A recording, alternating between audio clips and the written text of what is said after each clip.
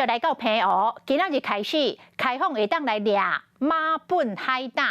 也毋过海洋保护志工讲，因进前巡查的时阵，发现4月这个海胆都已经互偷掠超过1半以上。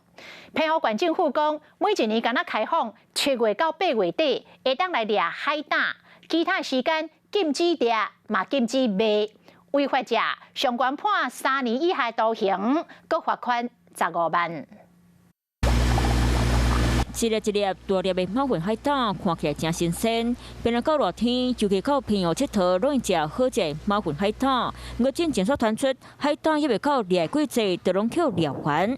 结果4月份在巡查的时候，有局部被盗采的现象啊，减少了大概就是有1半以上，大概就是有3/4的区块，其实都被扫荡光了。市工委去年10月开始调查，发现到今年4月，伫咧水港里海胆都提早红掠现象。平湖县府针对偷猎的人采取动法，海胆采收的季节为7月7日到8月30日，为了延续生态猎海胆，海胆壳必须直径超过8公分。伫咧这时间外猎海胆来卖，违规者上悬扣罚3年以下有期徒刑，15万以下罚金。业者讲，海胆贵起购时都真侪民众甲业者问。好像昨天晚上到现在，我一颗收45块啊，因为量很多啊。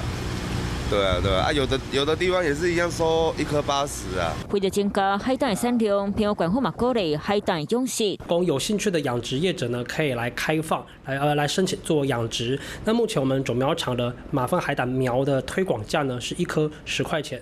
平湖有真侪丰富海洋资源，和真侪游客会当享受海岛风情，顺所食现捞的海鲜料理。有民众偷猎海胆，县府祭出动法，希望生态袂阁受到损害。Hello， 我是林仙怡。想要抢先掌握最及时的新闻资讯吗？赶快订阅、按赞、开启小铃铛，锁定华视新闻 YouTube 频道。